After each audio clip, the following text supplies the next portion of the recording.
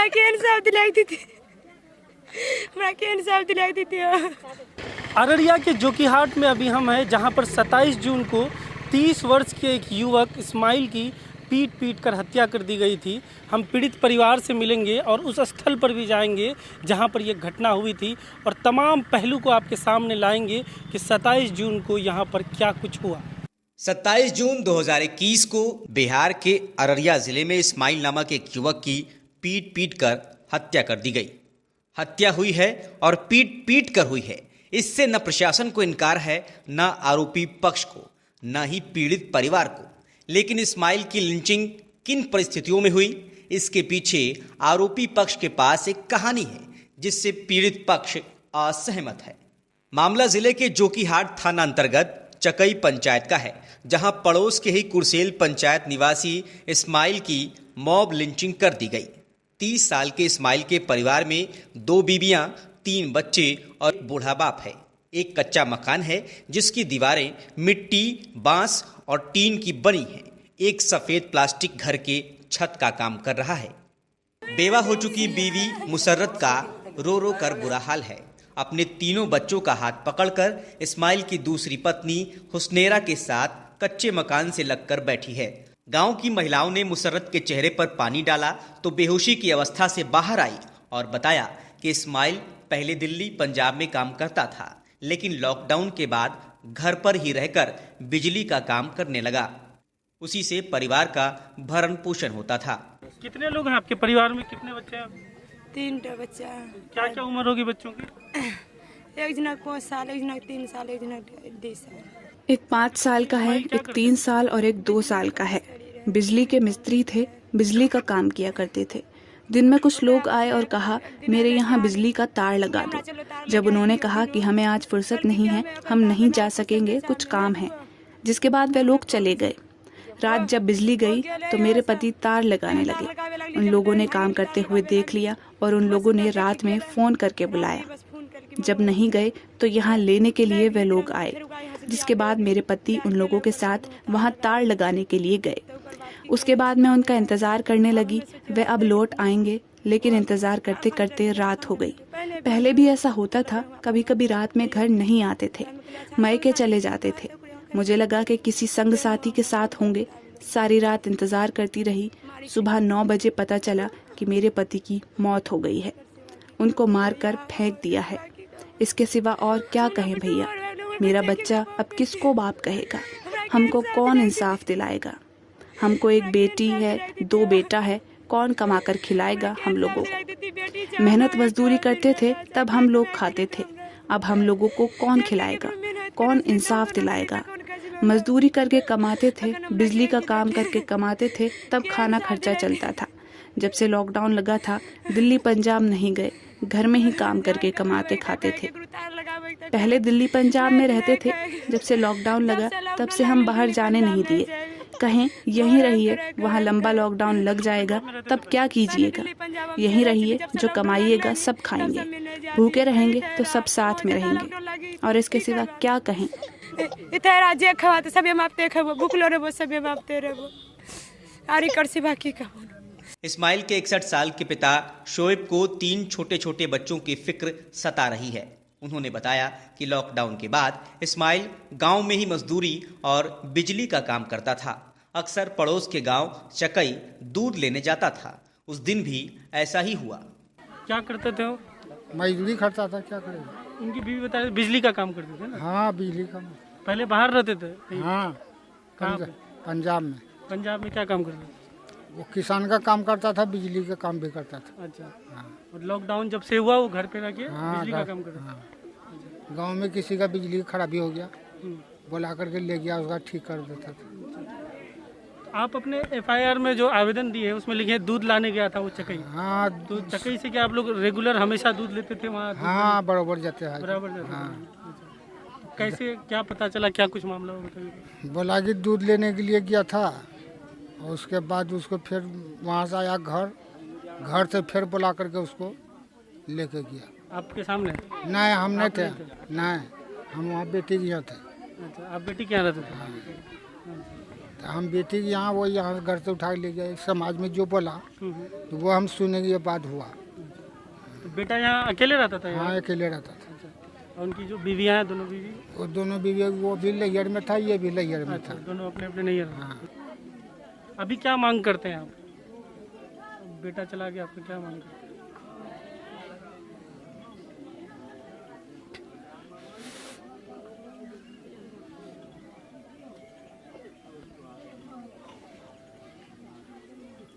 पीड़ित परिवार से मिलने के बाद मैं मीडिया की टीम चकई के घटनास्थल पर गई।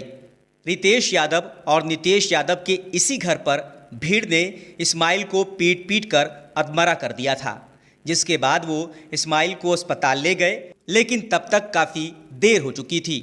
15 नामजद आरोपियों में से अब तक जिन 2 लोगों की गिरफ्तारी हुई है वो रितेश और नितेश ही हैं। पक्का मकान है, दरवाजे खुले हैं, घर पर कोई नहीं। उनके पड़ोस में रहने वाली गीता देवी हादसे की प्रत्यक्षदर्शी है। गीता बताती है, रात को चोर चोर का हंगामा हुआ, जिसके बाद दौड़ाकर इस्माइल को पकड़ लिया गया। कल ये मामला हुआ इस घर में, ये किनका घर है? ये घर दिनेश यादव को। और आपका घर कौन सा हुआ? हमारा घर दूरी बगल में है। आपके रिश्तेदार होंगे? दिनेश? नहीं रिश्तेदार, पड़ोसी हैं आप लोग? पड़ोसी हैं। तो आप देखे थे क्या कुछ हुआ, कल बता सकते हैं? हल्ला गुल्ला हुआ, चोरी चोर आया तो हल्ला गुल्ला हुआ, उसको रगेदा, छत पर चढ़ा, छत पर से गिर गया। तो जो हल्ला गुल्ला हुआ, गांव समाज को आदमी आया, देखा, ऐसे ही लपड़ थप्पड़ दिया और नर्वस आ गया। उससे बाद गांव समाज का आदमी बहुत तरह से आया देखने के लिए, देखा, बस गाड़ी पर लेकर उसको गया। मतलब जब बेहोश हो गया तो गाड़ी पे लेके गया कि हॉस्पिटल ले जाते हैं, ठीक करा देंगे, तब थाना में भर्ती करेंगे। तो हॉस्पिटल जाते जाते दम तोड़ दिया। तो मारने में क्या कोई हथियार से भी मारा? नहीं, हथियार से नहीं मारा। वहाँ छत पर से सरिया लगा ना, तो जहीं तहीं कट गया। अच्छा, छते पे मारा? मतलब हाँ, छते पर गिर गया। तो पूरा मोहल्ला जमा हो गया था, आसपास का आदमी? आसपास का आदमी जमा हो गया, और इससे बड़ा दूसरा बात नहीं है। इस घर के सब लोग अभी जा चुके हैं कहीं और, है ना? ये लोग का तो वहाँ भर्ती कर लिया ना, 2 ठो को घर का मेन मालिक अच्छा, का गिरफ्तार कर लिया? गिरफ्तार कर लिया है। किसको किसको गिरफ्तार किया? रुपेश को किया, नितेश को कर लिया। अच्छा, और उसका पप्पा घर में नहीं ना, दिनेश यादव घर में नहीं, पंजाब चले गया। पंजाब में 6 महीना से है। अच्छा, और उनके घर में महिलाएं को आया है, कहाँ गया है ना। आगे गीता कहती हैं, इस्माइल ने यहाँ पहले भी चोरी की थी, लेकिन उस वक्त थाने में कोई शिकायत नहीं की गई थी। साल भर 6 महीना पहले उससे 34,000 रुपया और 10 भर को पायल, फूलों का लोटा, फूलों के बाटी, थलिया, वो भी चुराया। उसके बाद 5,000 रुपया फिर चुरा कर ले गया। उस तीसरा बार फिर आया, बक्सा खोलने लगा। बक्सा खोल करके मोबाइल लिया, 1 ठो मोबाइल को डिब्बा निकाला, बच्चा को नींद गया टूट के। बच्चा जो नींद टूटा ना, तो बच्चा बोला है या चोरवा आ गया। बच्चा रगड़ने पड़ा, रगड़ के छत पर गया, छत पर से चोरवा तरफ केस वेस नहीं हुआ था? जो मतलब अगर चोर को पहचान लिया था, तो केस वेस नहीं किया था? सब केस वेस थाना में केस वेस नहीं किए हैं थाना में, नहीं। लेकिन इस्माइल के पिता शोएब चोरी के आरोपों को सिरे से खारिज करते हुए पूछते हैं, अगर पहले भी उसने चोरी की है तो क्या किसी थाने में उसके खिलाफ शिकायत दर्ज है? चोरी वाला बात जो कहा जा रहा है, नहीं, वो बिल्कुल फॉल्स है, बिल्कुल फॉल्स है। चोरी नहीं पूछे था। कभी ऐसा पहले कोई ऐसा मामला है? पहले अगर मामला रहता उसका नाम होता थाना में, लेकिन कोई भी थाना में उसका नाम दिखेदा है?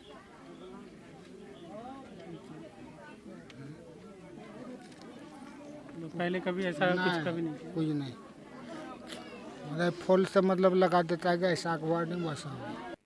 साथ ही शोएब ने इस घटना की वजह गांव की एक सड़क का पुराना विवाद बताया। मारा हुआ लोग ये लेकर के, हम ये पिछले साल ये रोड जो आए, ये रोड उधर जहाँ बना हुआ नहीं है, उसी में हमसे ज़्यादा सबसे झगड़ा हो गया था। उसी कंठ से हमारा लड़का को मारा है। क्यों झगड़ा हुआ था? मतलब रोड बनाने में। रोड बनाने में क्या हुआ था? मतलब क्या उनके ज़मीन से जा रहा था या क्या? हाँ, उसी का ज़मीन होकर के जा रहा था रोड। अच्छा। वो मतलब लाठी ये सब हथियार लेकर के यहाँ जमा था। हम जो भी इधर से किए तो वो लोग मोमेंट था कि इसको मारेंगे। हम कहे सलाम मारोगे कैसे, हम रोड जाम कर दिए जा करके। एसपी तक फ़ोन चले गया कि आप रोड जाम कर दिया है।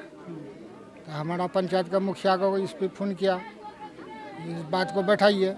मुखिया आया, बोला मामू छोड़ दीजिए, नहीं मतलब ये कीजिए, रोड जाम नहीं कीजिए। हम छोड़ दिए, बोला मुखिया बोला हम इंसाफ कर लेंगे।